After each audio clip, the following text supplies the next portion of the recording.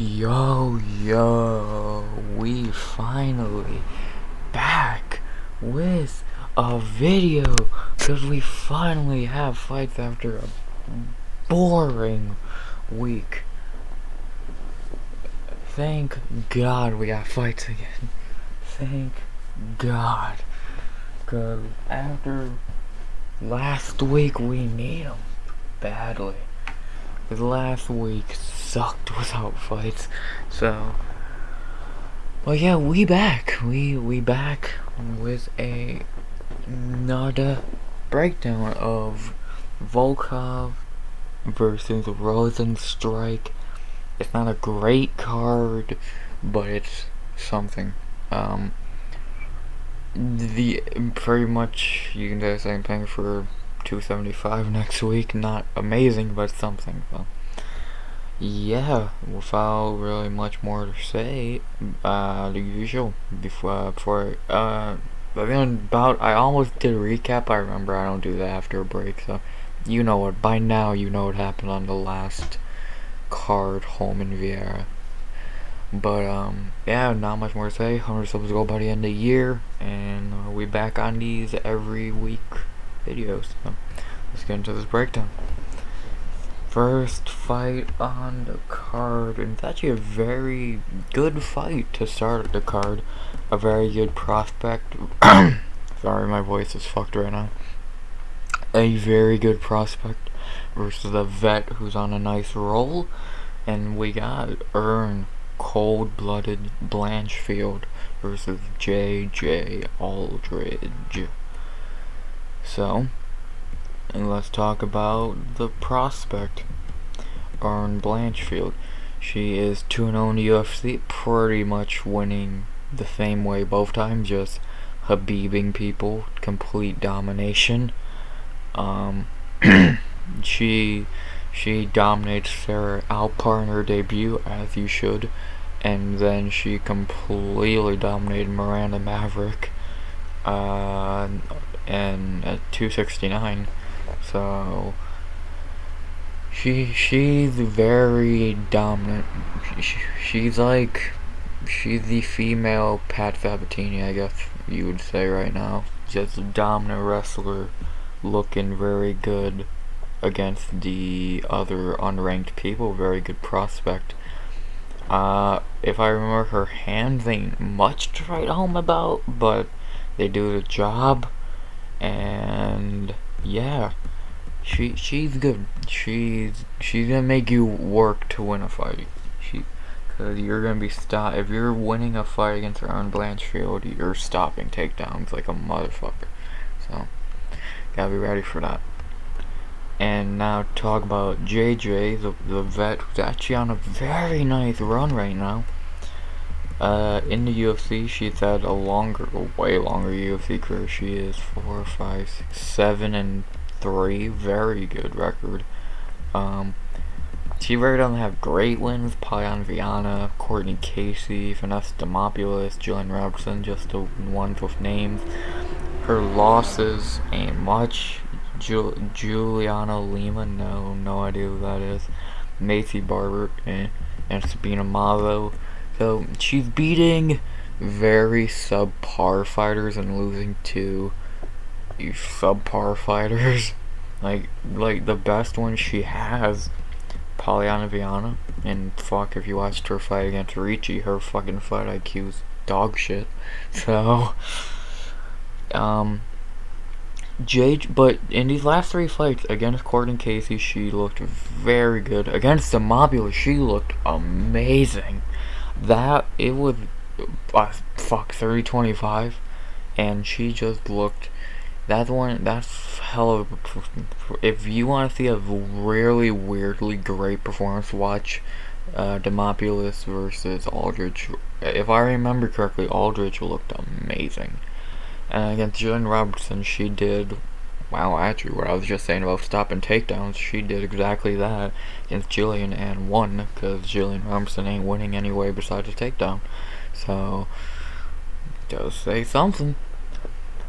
What you're getting with JJ is a very fine striker. Not nothing you're gonna fucking. Valentina or some shit like that, she's just fine. It's like, she's not gonna knock you out. She's not gonna drop you even, most likely. She's just gonna land some combos, some strikes, and probably win. So, yeah, this fight comes down to pretty much one thing. Is English.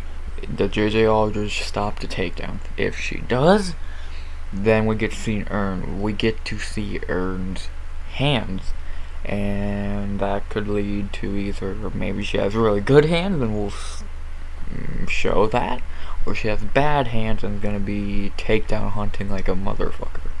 So, what do I think's gonna happen? What do the betting odds? The betting odds have Earn Blanchfield minus 550. That's very, cause Earn did dominate JJ's teammate in her last fight, Miranda Maverick.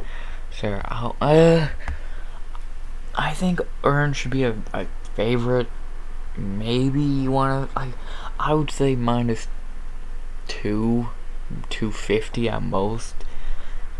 We've not seen enough from Earn to say she should be a 500 fucking and up favorite against a vet like JJ.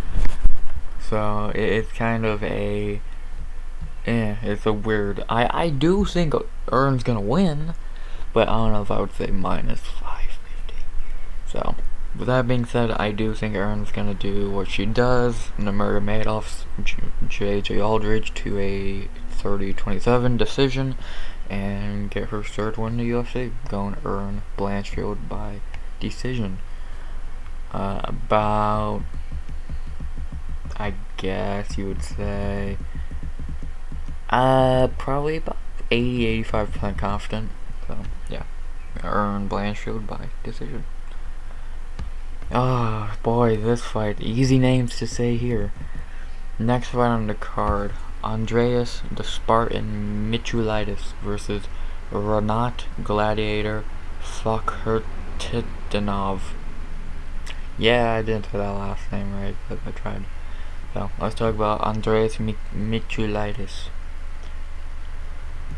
I think he's 2-2 in UFC, if I'm correct. Oh no, he's 1-2 in UFC, losing to Modestas Bukauskas in his debut, then beat KB Bowler. You couldn't finish KB Bowler? Really? You couldn't finish KB Bowler, my guy? Really? And then Alex Pereira sent him to the Shadow Realm after he got held up against the fence for a whole round. My voice is fucked right now. Pretty much what you get with Michulaitis is nothing good. He does everything, but none of it even well. He can wrestle, kind of. He can strike, kind of. Just he never does any of it well. He's just fine. He'll beat a KB Bowler, who's probably one of the worst fighters in UFC history, but he ain't beating fucking Alex Pereira or someone like that. He won a round against Alex, but you held a kickboxer up against the fence for 5 minutes. Yeah, Andreas is not very good. To talk about his opponent, Renat, I don't know anything about him. Never seen a fight of his in my life. Heard very good things about him. Heard he's very explosive. He gets knockouts, subs. I think he's Russian, so he can do everything. He smashes. He's smashed by that. So yeah, from what I've heard, he's very, very, very good. Very good prospect in UFC. So these betting odds make a little more sense, kind of. Renat is minus 275 to plus 220. Yeah.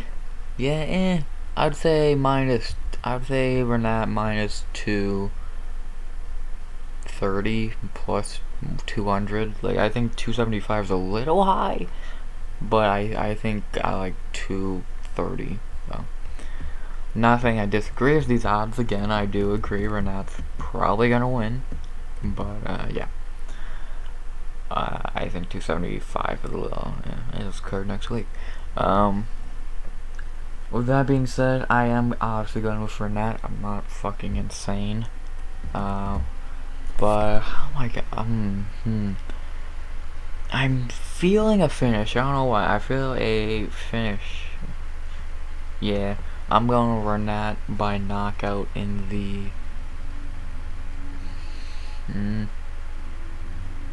second. Renat knockout in the second. Might be a first, but I don't know why I feel a second. Oh yeah, well, Renat by knockout in the second, and the confidence-wise, and 75%. So yeah, Renat knockout in the second. After that, we got a very good prospect fight, and a prospect versus a veteran, not of the UFC, but of just fighting. Jeff El Jefe Molina versus Zalgas Zako Zumagulov. Yeah, I can say that, but not the other guy's name. Logic. Let's talk about Jeff Molina. 2-0 in the UFC, one of the top 3. I just made a fucking tweet about this right before I started recording. One of the top 3 best prospects in the division with Muhammad Mukayev and Tatsuya Taria. Molina's very good, and his debut against Mongolian Murderer, they put on a fight of the year contender, probably a top 5 at worst, maybe top 10 if you're fucking insane. Fight of the year contender where they just swing and bang. And later last year, they put English. He beat the shit out of Daniel De Silva. But Daniel De Silva has not good fight IQ in the fucking slightest. He finished him in round 2 after a beautiful overhand right off the leg kick. So yeah, Molina's very good. He's very good. He's a Gloria May boy, so he's the only good fucking fighter from there. I swear to fuck. And I do like Joanne Marquez. He's very good. He quick, 24 years old, very nice kicks. Seems like he got good power. He's just very good all around. He's just very, very good. I feel like he has a very bright future in the 125 division. And now to talk about his opponent, Zumagulov. I'm pretty sure I heard shit about this guy having 2 wives. Gangster. He is 1-3 in the UFC. He's probably cut if he loses this. In his debut, he lost to Halion Paiva, who can't really get that mad at that. Then he lost to Amir Albazi, and again, kind of less, less leeway.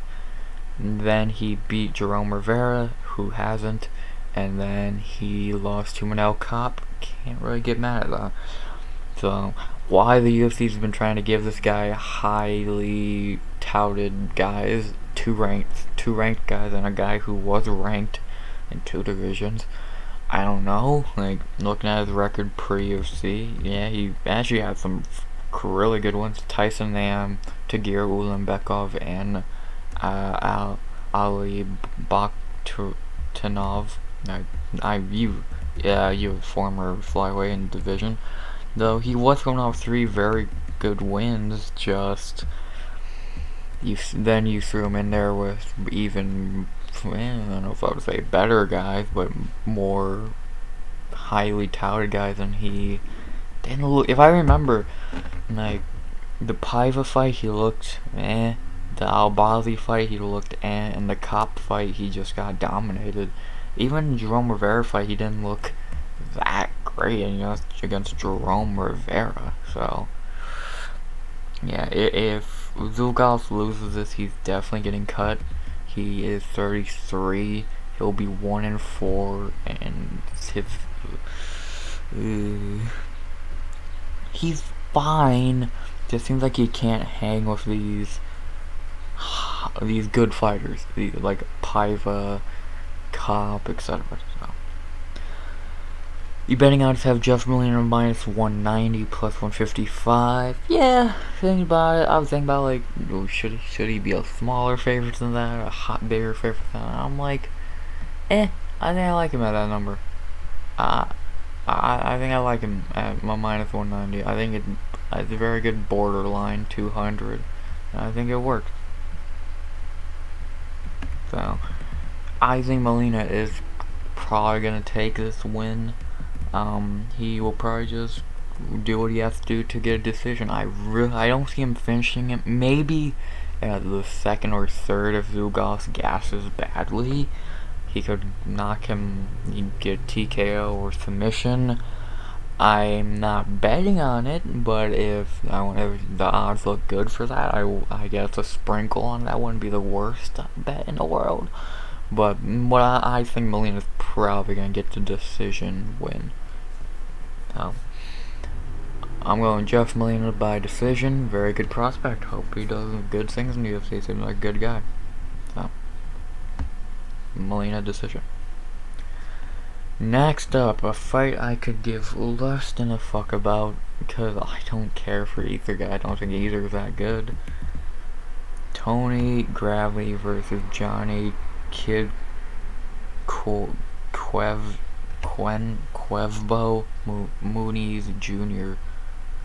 Ugh, this fight fucking sucks. Let's talk about Tony Gravely. Yeah, Gravely ain't the best fighter in the world. I remember he weirdly had hype for a minute. In Topology, whenever you want to load, that'd be fucking amazing.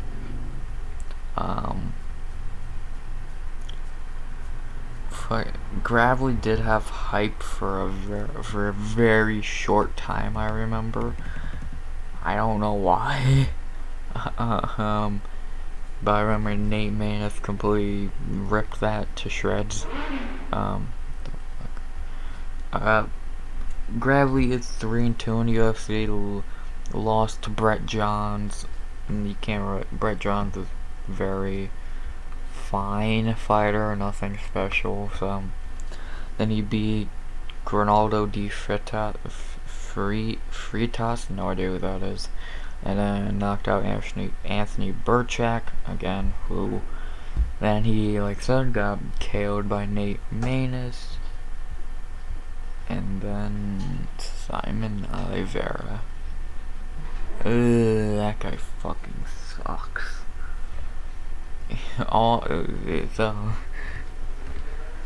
There's a running theme with Tony Gravely's wins.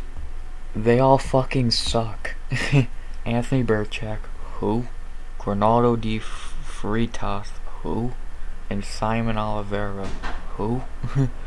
Well, actually, who more than what the fuck? Fucking hell, man. Gravely's fine. He's like just okay as a fighter. He's just not good. He has very bad gas tank, and he's just okay on the feet. So he's just okay everywhere. He's nothing you're gonna be like holy shit about, but he's just fine. Whenever Topology wants to load Johnny Munoz, we can continue. Topology, anytime you want to fucking sponsor me, assholes. And whenever I want to load the fucking record, you can tell I don't want to break down this fight because I'm annoyed. Any day now. Thank you. Oh shit, Nate Maness. So speaking of Nate Maness, he was Johnny Munoz's first fight in the UFC, and he lost. Well, no, Johnny lost, not Nate. Yeah, Nate Maness is a fucking killer of these shitty guys. So yeah, Johnny did lose to Nate Maness in his debut.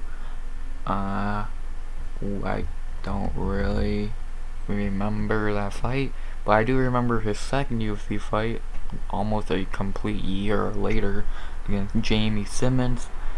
He was just takedown hunting, and when he got the sub, but he took him a round and a half almost to finish Jamie Simmons. Ugh. Gross.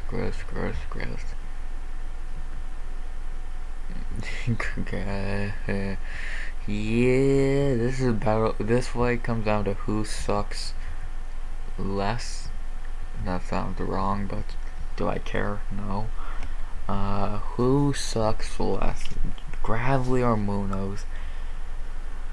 From what I've seen, the answer is Gravely, but that guy's gas tank's just shitty. Man's gas tank is fucking a heavyweight gas tank. So, the betting odds you have Tony Gravely minus 135 plus 115. I think that's even too much. I would have him minus 120 plus 110. Very small favorite. Because he's just not that much better than Munoz. He's just better than Munoz. So, with that being said, I am going to go Tony Gravely to win this fight. I'm not confident. I don't like picking Tony fucking Gravely. But I have more faith in Tony Gravely than I do Johnny Munoz. So, I'm going Tony Gravely by decision. Hopefully he doesn't die on the way to the decision. Yeah, I'm going Tony Gravely by decision, about 40% confident. So, yeah. Next fight on the card, and it's interesting. Benoit God of War Saint Denis versus Nikolaus Green Mask Stoltz. I don't know if the Z is silent or not. Let's talk about Benoit. Benoit. Benoit or Benoit? Comment down below. I'm sorry I don't have this guy on the France card, since they have a card in France, and I can't really think of many France fighters outside of Sorogan and Manon Fierro, so I don't know why you don't got Benoit on that card, but you know.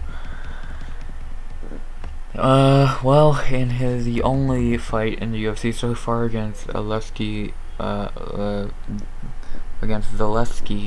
Zaleski almost fucking killed him because the ref would not stop the fight. Benoit almost fucking died. I swear. It was one of the hardest fights to watch in MMA history, because I swear this ref had money on Benoit dying. What were the betting odds for? What were the lines looking for that? I don't want to know. But yeah, he won the third round somehow after getting about 4 pounds of CTE to the head. But by that point, Zaleski almost killed himself trying to finish the fight. So, not saying much, but I think Benoit's like a former military guy or some shit. Special forces, I don't fucking know. So he's very tough. So, yeah, he's very tough. Very tough. Something you can't say for his opponent, Nikolaus Stoltz, who I would say is the complete opposite of tough. He a gust of wind and he's doing the chicken dance. Yeah, he's not good. He is very bad. In the UFC, he's 0-2, losing to Ramiz Emeev, and it's not a great loss. And then Jared Goodison to Shadow City in about a minute. I remember that fight. It was a fucking co-main for some reason. Yeah, he is not good, and Stoltze is not good at all. He's very bad. Not much to say, he's just very bad. So we got a guy who pretty much was a heavy bag for 2 rounds versus a guy who's not good. Betting odds, what do you got for us? Minus 160 Benoit Saint Denis. Yeah, think about it, yeah.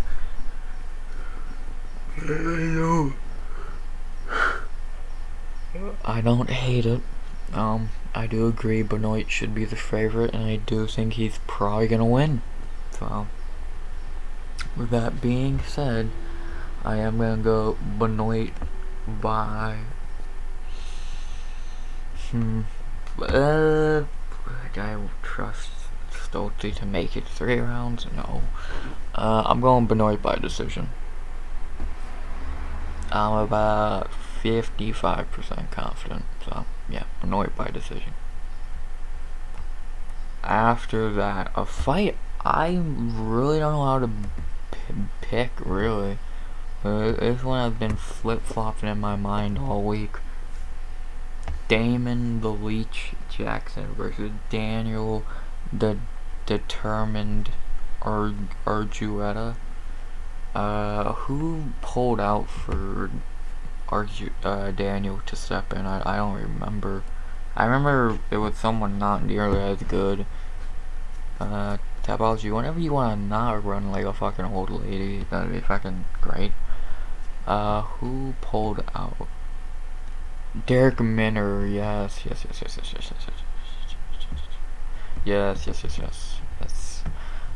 this fight, this is way more interesting than because Derek Minner sucks. So this is actually very interesting of a fight.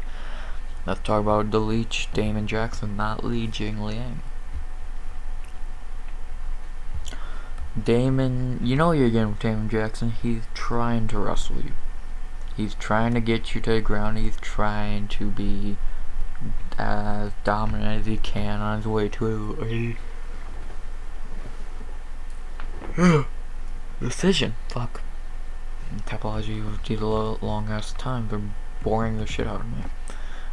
In the UFC, Damon is 3-1, beating Marsan Bektik in his debut, then getting knocked out by Lil Tapoya, and then he's on a 2-fight winning streak, beating Charles Rosa and Kamela Kirk. Not amazing wins. Bektik ain't much, Rosa ain't that great, and Kirk sucks. So it's not much to fucking write home about. But wins are wins, and Damon has shown he has a very good gas tank. He can last 3 rounds, and he's good. He's good. He's good. I don't think he's amazing, but I think he's just good. Now talk about Daniel. I do remember this guy on Tough the good Tough from last year, not this current Tough that sucks dick. Yeah, he had a was it a good fight with Ludwig Shalolian? Oh no, he fought Ricky. I don't know why he fought Ludwig. No, he fought Ricky. Yes. Yeah, ever since losing to Ricky on Tough, he had 3 fights in LFA, won all 3, and he actually had a fight not a little less than a month ago, and won by decision. He seems like he's a good fighter, just he might just not be UFC level.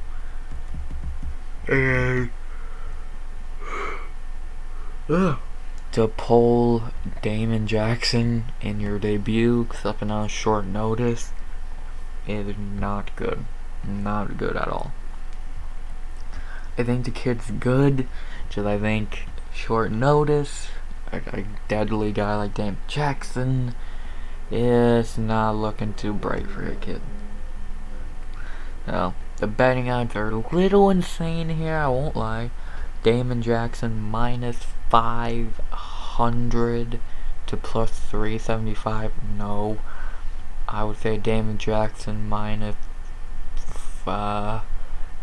250, maybe 3.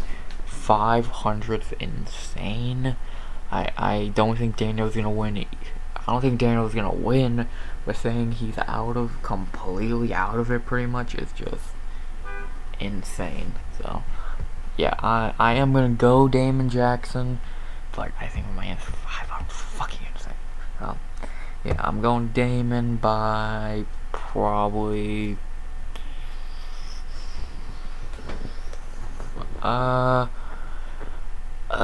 we'll say decision. Yeah,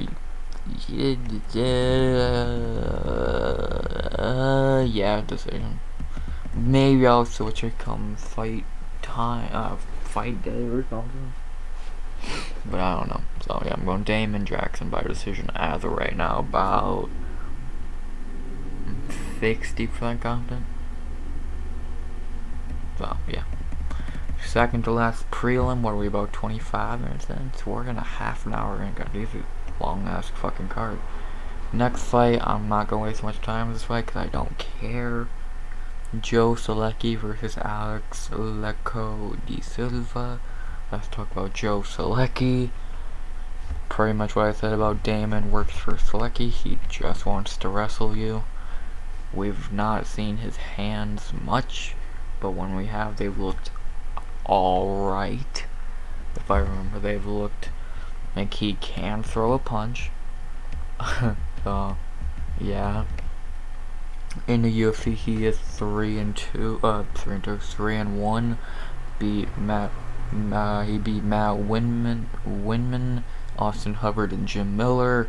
Then lost to Jared Gooden. We just talked about him not long ago. Yeah, he's fine. He's a good wrestler. Not much else.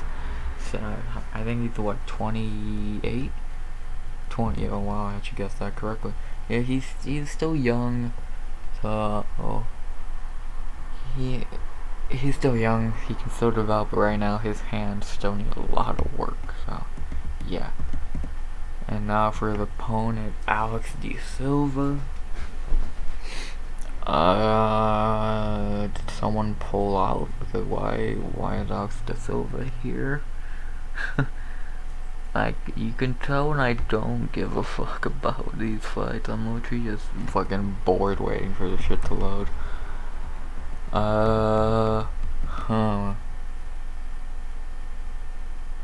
Holy shit, he's been off for one. So in the UFC, he is 1-2. In his debut, in 2019, he lost to Alexander. Fuck saying that last name. And then he did beat Rodrigo Vargas, the guy Patty subbed. And then he lost almost 2 years ago to Brad Riddell. Why do I not remember this guy in the fucking slightest? From what I've heard during breakdowns all week and the slight remembrance I have of this guy, he has a very bad gas tank and really ain't that good. So against a guy like Selecki, who's gonna make you work like an Aaron Blanchfield, is this gonna be a bad night in the office. The betting odds do have Selecki coming in -170 to +150. Sure, I don't fucking care. I'm going Joe Selecki by decision, and yeah, not much more to say. I'm about 60% confident. Yeah, I would say about 60%. And I think that now there's one more fight I don't care about, but that's later. Now we're on a nice road of a couple okay fights. Topology you can load any time. So now we're on to the featured prelim, literally booked like last week. I swear to God, this fight was like booked last week. No one even pulled out. It was just booked last week. I remember fucking Marcel fucking confirmed it on like Sunday. So it's like, okay. But we have a rematch of a legendary fight y'all gonna remember. Felice the little bulldog herring versus Karolina Kowalkiewicz. What do you mean no one gives a fuck? It's a rematch. Good fucking lord. UFC, why do you book this shit? Why? Why are you booking this shit? No one ever asked for a rematch of Felicia Herring and Karolina Kowalkiewicz. Let's talk about Felicia Herring. OnlyFans Herring. I did not even know she was still in the UFC. She's in the UFC for about 7 years. Fuck. In the UFC, she has 5 and 4 losses are a lot more interesting than wins. Paige Van Zandt, yeah, she somehow lost to Paige Van Zandt. Karolina Kowalkiewicz, heard that name before. Michelle Waterson and Viana Jandiroba about 2 years ago. Her wins, Alexa Grasso, and that's about it. How the fuck did she beat Alexa Grasso? I don't know. Yeah, Felicia ain't that good. She's 37, been in the UFC for about 7 centuries. Fucking has been fighting since the Cold War, and yeah. She ain't good.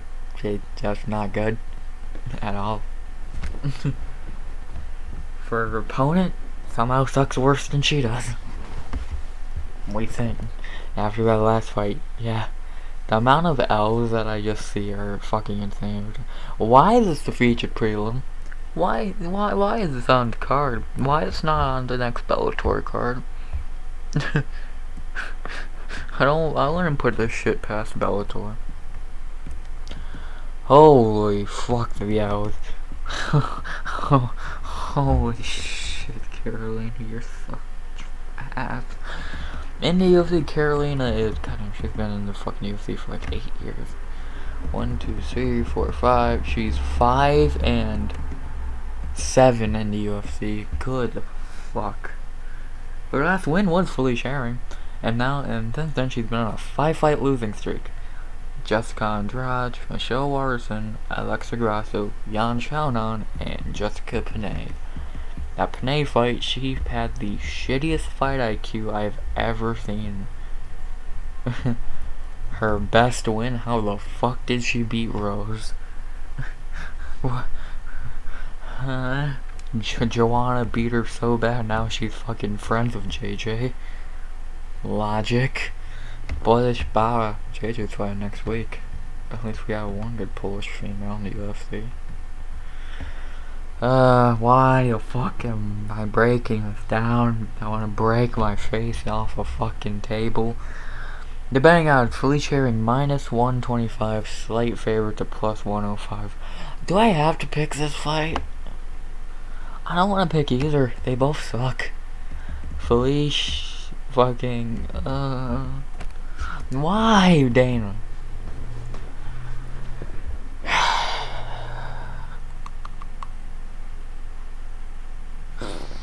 A loser gets cut. Hopefully the winner does too. Fuck, I'm going Karolina to win too. I'm going Karolina Kowalkiewicz by a decision. I don't care. Don't bet this fight. Stay as far away from this fight as you can. Don't watch it. Make some fucking pizza or something during this fight. Fuck 'em.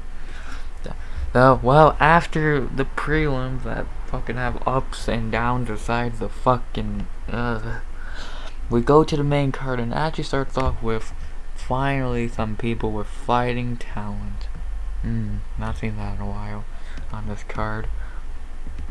Alonzo Atomic Menafield versus Oscar No Mercy Mazarov. Let's talk about Alonzo Menafield. UFC, been to UFC a hot minute now. We kinda know what you're getting with him. Don't mind that. Topology, any day you wanna load. Thank you. Uh, Alonzo actually, I swear, has he had? No, that was Devin Clark. I don't know. I don't. In the UFC, Alonzo is 4-3 wins, and don't not saying that name. Paul Craig, Fabio Sharon, Ed Herman. How the fuck did he beat Paul Craig? Losses: Devin Clark, OSP, and William Knight. In his last couple fights, OSP completely swept him. He completely beat Fabio Sharon, as he should.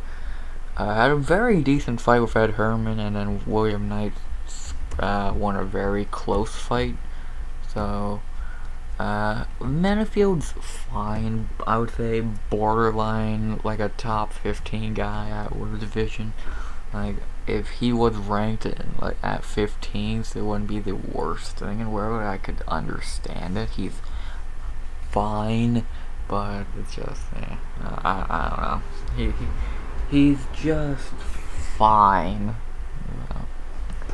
You know. He wrestling, striking, all just fine. Talk about Oscar. Well, apparently his record got fucking exposed today, because I swear at the start of the week his record was not 19-12. Yeah. Ukraine. He is making his UFC debut after trying to for like the last year now. I think it was in BKFC. Yeah, after the last like fucking year, he's been trying to get his fucking debut in the UFC. So he just had visa issues, but he's finally here. Third time's the charm, I guess, and now he's here. From what I've heard, he's a pretty whatever fighter. He has a very padded record, and yeah. Alonzo Manafield's biggest worry in this fight should be gassing out, because if he does, he might lose. But if he doesn't gas out, he should win. The betting odds do have Alonzo Manafield minus 160 to plus 135. I would probably have Zoe around.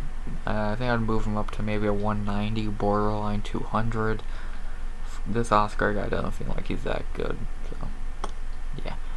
So I'm going Alonzo Manafield by decision. I think he probably should win this, and yeah, maybe I might go knockout. We'll see what the weigh-ins show me tomorrow. Right now, I am leaning towards the decision for Zoe. Yeah. Next up on the card, we're on the final 5. As we got some flyweights. We got Ode, the Jamaican sensation, Osborne versus Zaruk, the Lion, Adeshev. Let's talk about Ode Osborne.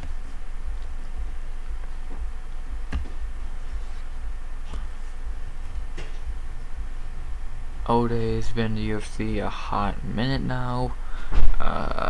He's had ups and downs in his career. Whenever Capage wants to load. Any day now, thank you. I think what, he's 2-2 in the UFC? 3-2? 2-3? What is he in the UFC? 2-2. Debut got beat by Brian Kelleher, then beat Jerome Rivera, who hasn't, then got kneed by Manel Kopp, can't get mad at that, and then beat CJ Vergara, that actually dominated him. That win is aged like a fine wine. He has a lot of power, but he fights very weird. He's kind of a slow fighter at times. He's a very weird fighter. He's a very weird one to watch, I'll say that for sure. And I'd talk about Aladdin, Zaruk Adeshev. He's not good. He's like actually very shitty. 4-3 in the UFC. Why not? UFC record in general. I think he's 2-1 in the UFC. How the fuck did this guy get a win? Oh yeah, he fought Ryan Benoit. In his debut, Tyson Nam sent him to the Shadow Realm. Then Sumer Darji beat him, did not finish him. L there. And Odshev looked actually pretty decent against Ryan Benoit, but that's Ryan Benoit. Is it saying much? Beating Ryan Benoit? No. So he's not good, and he's probably gonna get knocked out in round 1 here. The betting odds do have O'Day Osborne minus 190 to plus 160. I'd probably have O'Day around 240 to 50 even, so yeah. O'Day's gonna win this fight. I don't know how he doesn't. He's not really a gasser that badly, so he's probably gonna knock him out in round 1. So I'm going O'Day Osborne by knockout in the first. He should win it. My lock of the night also O'Day Osborne. He should probably win this easily, so I'm about 95% confident. But you don't know if these little fucking flyweights. Fuck. Oh yeah. O'Day by knockout in the first. Final 4. And this one's very, very bad. Poliana Botelho versus Karine Killer Silva. Why? Let's talk about Botelho. In the UFC, she is 1, 2, 3, and 3. Great record.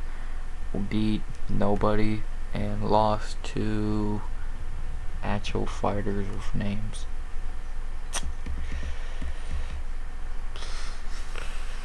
Fuck. Good Lord have mercy, man. Yeah, she ain't that good. She's not really that good. She's actually not really that good. She's actually very shitty. She's actually very bad. Very, very bad. For her opponent, Karine Silva, I know she's coming off tough, or not tough, Contender Series. If I remember, she looked fine on Contender Series. Nothing to write home about, but fuck. I don't give a fuck about this fight. The betting odds do have Silva the small favorite, minus 120 to plus 100. Fuck it, I'll go to dog here. I'm going Botelho. Do I know why? Nope. Do I care? Nope. Going Botelho by decision. Next fight.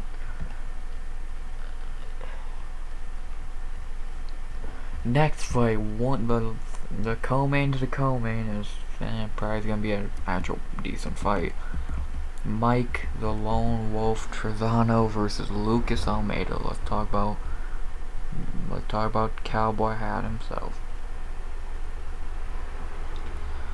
We all know what you're getting with Mike Trezano, a guy who's always down for a good fight, always down to throw down, and usually always brings it.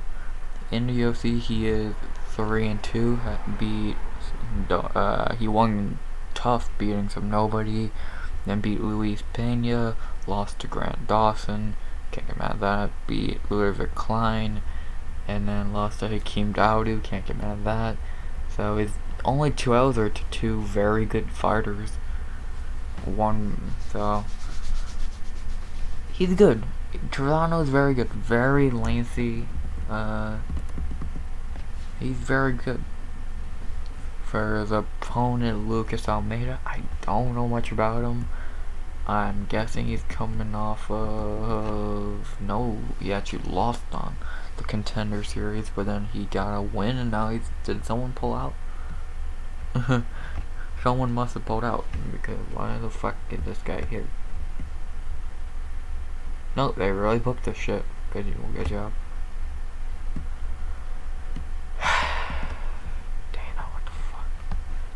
They really booked this shit. Cool. Well, interesting. Very, very. I very little remember him on DWCS. So, yeah. Betting odds you have Mike Trezano minus 225 to plus 185, and I'd probably move Mike down to around maybe a 200. He probably should win, but who knows with these guys coming from a regional scene. Oh yeah, who knows. I actually am going Mike Trezano by decision. I think he will get the dub here. So yeah. Co-main. You can't tell, I just had burnout with this card at this fucking point, so. The co-main, actually a very good fight. I will tell a lot about two fighters. Dan 50K Ige versus English versus Evloev, Mansar Evloev. Let's talk about 50K Ige. You all know, everyone knows what you're gonna say, Ige, a guy who has a lot of fucking power and is a decent striker, but gas tank not amazing, and ground game ain't much to write home about. Yeah, since coming off the Contender Series, he is 1, 2, 3, 4, 5, 6, 7, and 4 only losses: Julio Arce, Calvin Kattar, Chunks, Korean Zombie, and Josh Emmett. Best win, well really he didn't beat Edson Barboza, so best win, Gavin Tucker. So Ige's good. I think he's kind of a gatekeeper in a way. Like I don't look at Ige as this top 45er. I don't look at him at, I don't look at that. I don't look at him as a top 10 45er. He's fine, a lot of power, but if you notice, all those losses I just named are all, besides Julio Arce, are all versus really good guys. Calvin Kattar, top 5 45er. Korean Zombie outsmarted him. Not even a better fighter at this point, he just outsmarted him.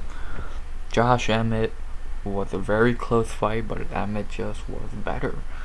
Edson Barboza fight, he won robbery. Barboza looked better. Every time he faces an actual really good fighter, like, of course Gavin Tucker he knocks out in 40 seconds. A fucking Jordan Griffin or whoever the fuck he beats in a minute or two.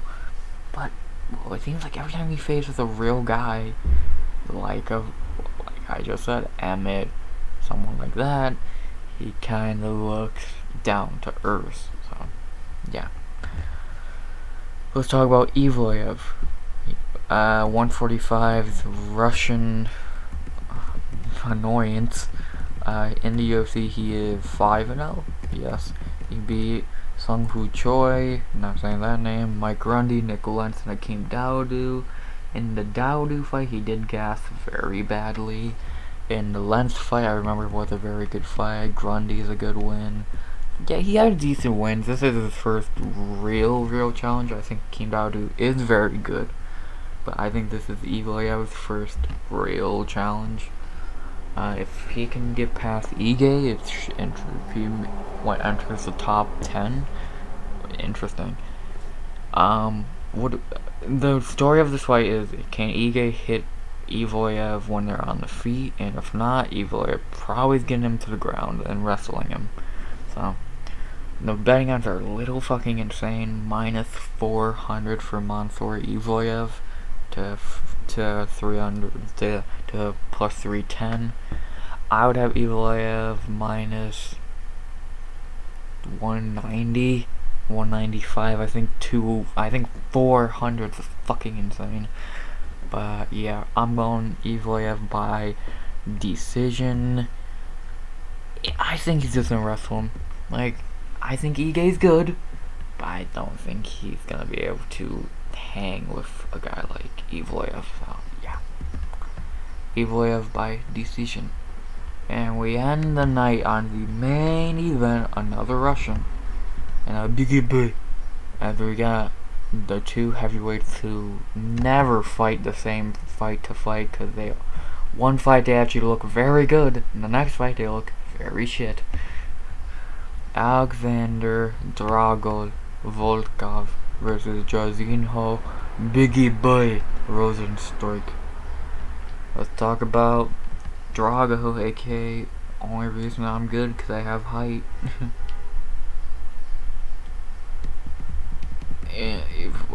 fuck, he's been in the UFC forever. In the UFC, his record is 1, 2, 4, 5, 6, 7, 8 and 4. 8 and 4 losses. Derek Lewis, Curtis Blade, Thurl Gahn, Tom Aspinall. Best win. Verdum. Verdum. Aspinall just completely destroyed him in his last fight. But dude, Aspinall's a freak. Volkov literally just fights all the Gahn, Aspinall. Probably gonna fight Romanov eventually. But probably it's like, damn, this guy can't catch a break. Volkov is, I've always looked at Volkov as just okay. The only reason he's a highly ranked heavyweight because he's fucking like 100 feet tall. Dude's 6'7". He's Stefan Struve, but a little shorter and actually knows how to use height as an advantage. Like, it's kind of crazy. I don't think he's that good, really. And then to talk about Biggie Boy. He had a very nice couple fights in the UFC, and then he met a guy named Francis Ngannou. Because in the UFC, he is 4-5. He's 6-3 losses. Francis, Searle, and Curtis. Against Ngannou, he ate a lot of words. He ate a lot of shit for all the trash he talked. Against Thurl, he was frozen. Against Blades, he got wrestled. His best win out over him, that last second punch, fucking ruining Overeem's lip. Jairzinho's very okay. He has a lot of power, but besides that, he's not a wrestler, and he really doesn't do anything great besides power. So he's like a young Francis, just shorter and not as much power. Like, if he touches you, yeah, you're gonna sleep, but who knows if he's even gonna try to? Because look at the Gahn fight, he was frozen strike. So yeah, the betting odds do have Volkov minus 160 plus 135. Honestly, I would probably have this near even because if Jairzinho touches Volkov, he's gonna go down. But if Volkov can just keep it a long range fight, he's gonna win. So it comes down. It's an interesting one. With that being said, I am gonna go with the underdog, Biggie Boy, because I could see him touching that really weak chin of Volkov and getting his W. So yeah, not Jairzinho knockout in the first.